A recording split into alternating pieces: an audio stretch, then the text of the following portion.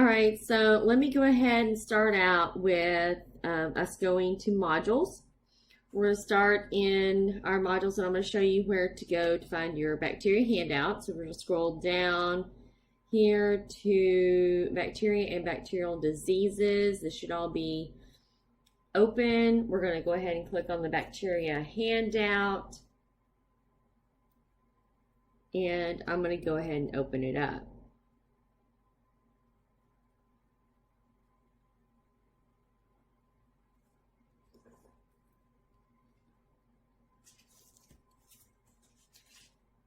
Now, there's going to be a couple of things that I talk about and add to this handout, one of which is whether or not the particular bacteria that are causing the bacterial diseases that are listed is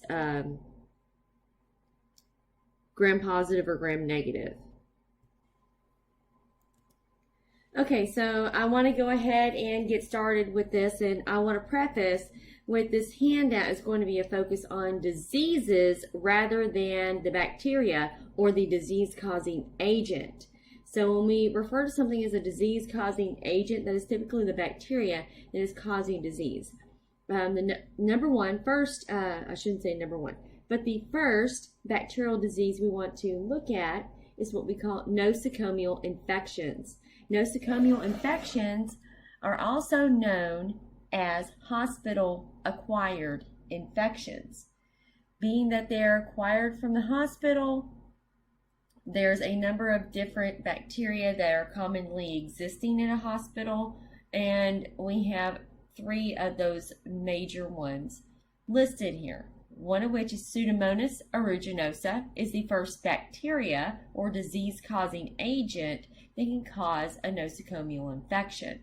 It is a gram, I don't have that one listed. I'm pretty sure it's a gram-negative. Let me go ahead and make sure. I'm going to look through here and see what I have. Yes, it is gram-negative. I was thinking just because it's typically a enteric bacteria of some types of animals. Staphylococcus aureus is a gram-positive bacterium. And Serratia, that genus is for all types of Serratia, for all species that are listed under that genus. And Serratia are known as a gram-negative bacterium.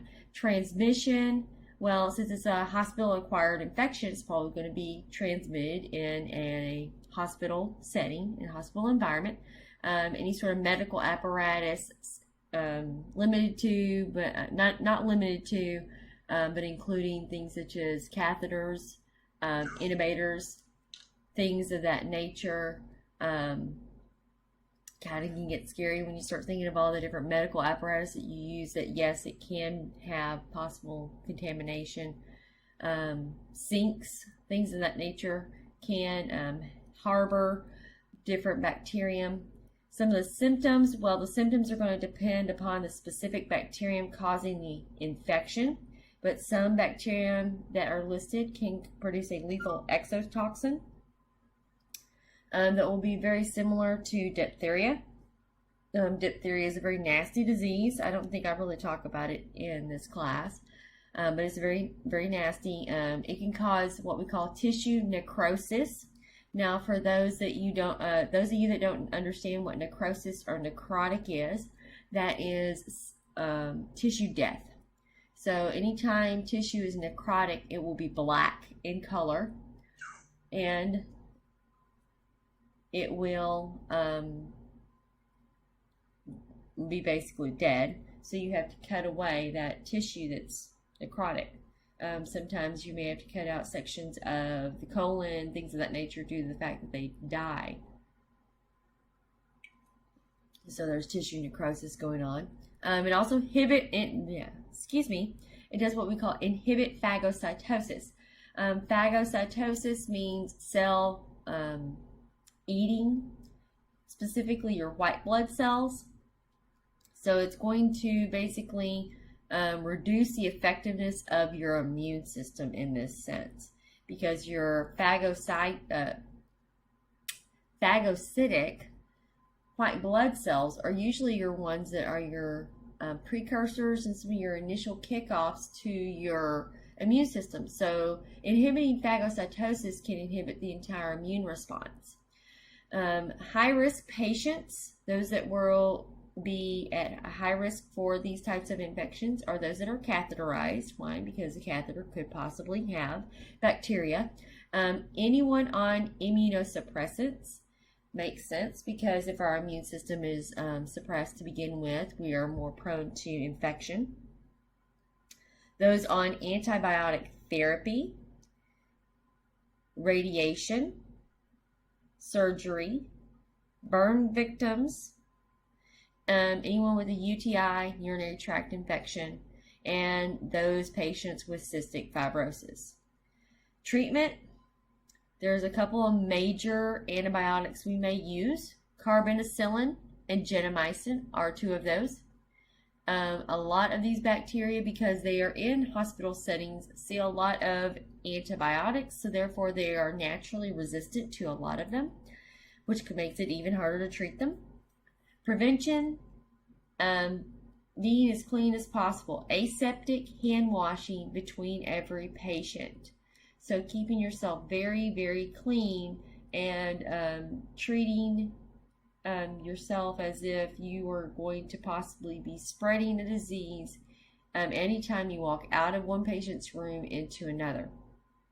So aseptic hand washing techniques, and they go through a lot of those. Washing for 20 seconds with your hands, scrubbing mechanically, making sure that you are cleaning every portion of your hands well. That will greatly reduce the risk. Second disease is syphilis. The disease-causing agent of syphilis is the spirochete known as Treponema pallidum. Treponema pallidum is the bacteria or the disease-causing agent of syphilis. Transmission of syphilis, it is a sexually transmitted disease. It is a very nasty disease.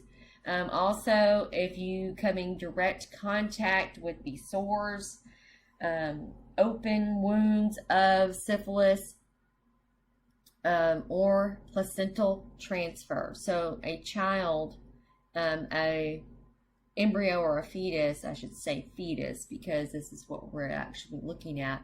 A fetus can get it via placental transfer. There are 4 stages. When you're in the primary stage, you can treat it. It's treatable with penicillin. However, you don't want to get past that stage, because once you get into past the secondary stage, it's untreatable. Just a little FYI of something that you probably don't even need to know, but Al Capone had syphilis and he died from it. And they actually even released him from Alcatraz because his mental capabilities had deteriorated to the point that he was no longer a threat to the community. So, let me take a look in the textbook on, I like to look at some of these diseases so you can kind of get an idea.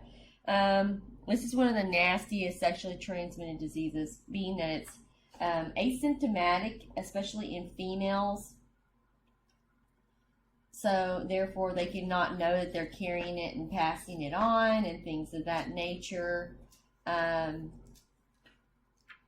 it's actually a pretty nasty bacterium. And we start bacteria in chapters 19, 20, and 21. This is a gram-negative bacterium, so it's going to be in chapter 20. Actually, it's a spirochete, so it should be 21. Hold on.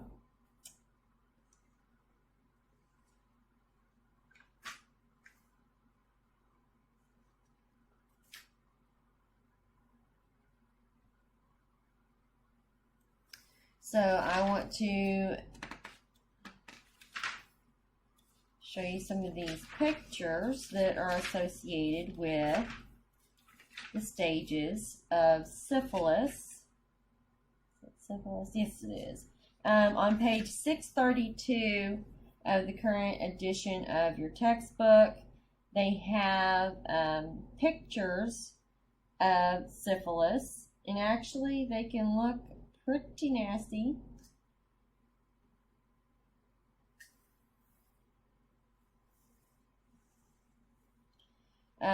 Your primary stage will be sores. You'll just have some sores that pop up, but you feel fine, you think you're okay, and then bacteria will start invading the lymph and then the bloodstream. So once they start getting into the lymph and the bloodstream, it's going to become systemic. So once it becomes systemic, it's going throughout the body. That's what that basically means, throughout the body systems. So months later, you'll start seeing sores on the skin. Your lymph nodes might be swollen. You might wind up with a slight fever, maybe even a headache, or you're weak, malaise. Then you may be fine. So you think you're over it, you think that everything's okay, and you go about your merry way, and then years later, you're still not showing any signs. Outwardly, you're asymptomatic. You could be passing this around. And then ultimately, you're going to start seeing the sores all over the body, large ulcerous sores. And it will ultimately shorten your lifespan, cause very severe brain damage, and then it's eventually going to cause blindness, hearing loss, insane paralysis, what we know as paresis. And it's a very nasty disease to die from. It's very sad to see someone that's in their 20s with tertiary stage of syphilis, which is very sad, but it does happen. They detect this with a specific test known as Wassermann antibodies. And then they also have some non-specific tests called VDRL and RPR, or FTA and TPH, or specific tests. I'm not going to go into what those stand for, but they have a number of tests that they can detect syphilis with. Treatment. Like I said, you can treat this with penicillin. So penicillin G is a treatment, benzathine, probenecid. These are all different antibiotics we can take to treat it in its early stages. Like I said, once you reach the latent stage and you hit the tertiary stage, there is no going back on this. There is no vaccine, and you cannot cure it. Next disease is legionellosis.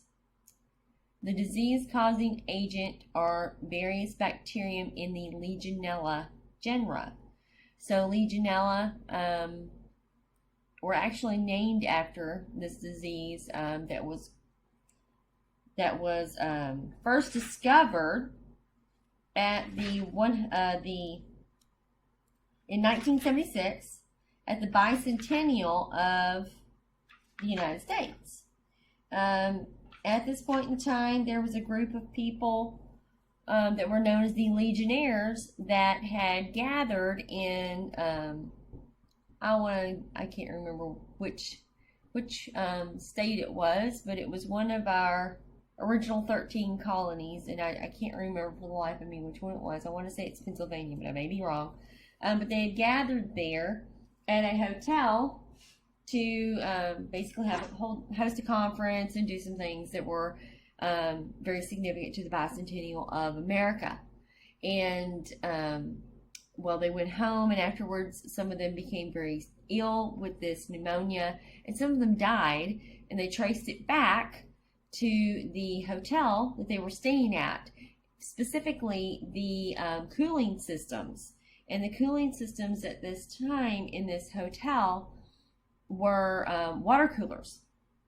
So they learned that we have to treat the water in water coolers to make sure that we do not spread disease throughout the air. This is environmentally spread, and it is associated with water.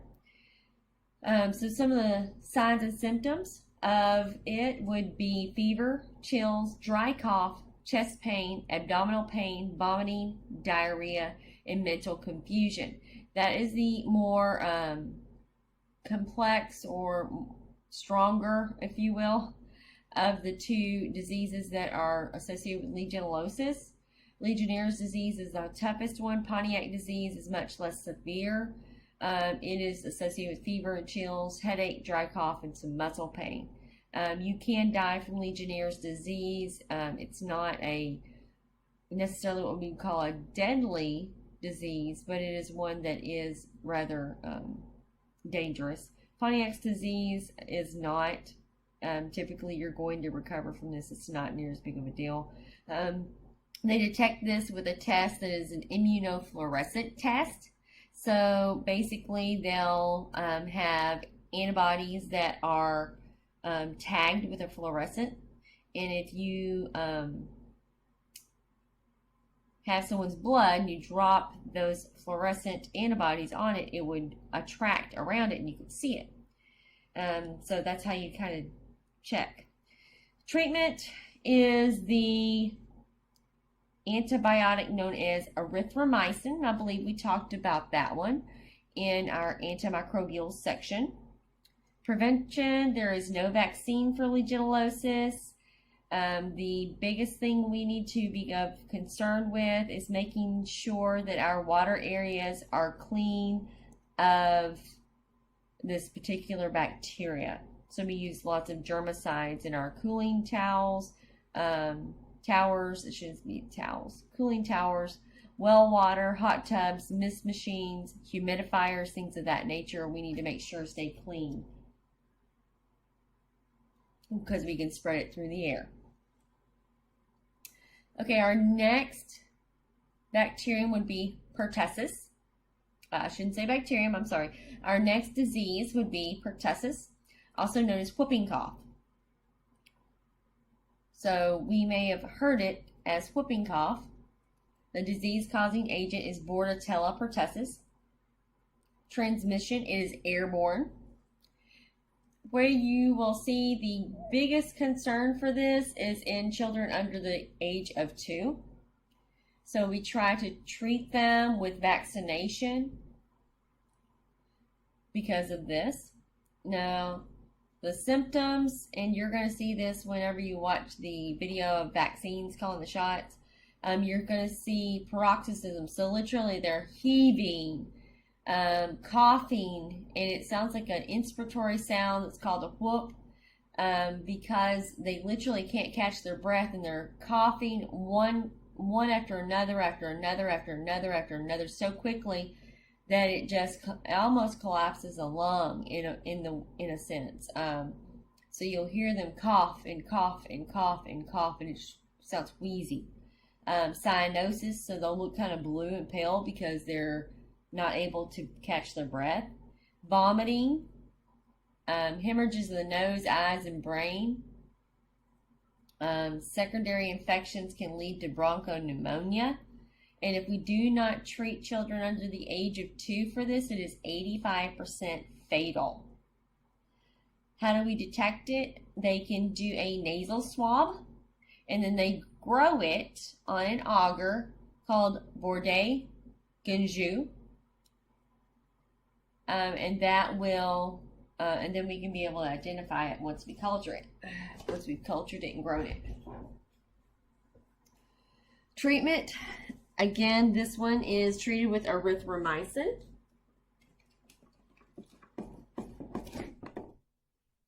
Can be. Prevention, we have a vaccine that we give 3 doses within the first year of life. The 4th one at 12 to 15 months. And then again, we do this before they go to school, typically at 4 to 7 years of age. And this is the DPT vaccine, known as diphtheria, pertussis, and tetanus. Your next bacteria, I keep saying bacterium, I'm sorry, disease is typhoid fever. You know what? I have not been telling you which ones are gram-positive and gram-negative and so on and so forth. I'm sorry. We stopped at syphilis. I gave you that one.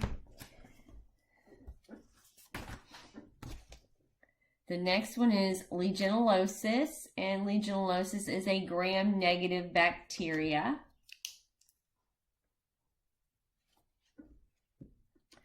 Pertussis, that is a gram-negative bacterium. Okay, so that gets us to typhoid fever.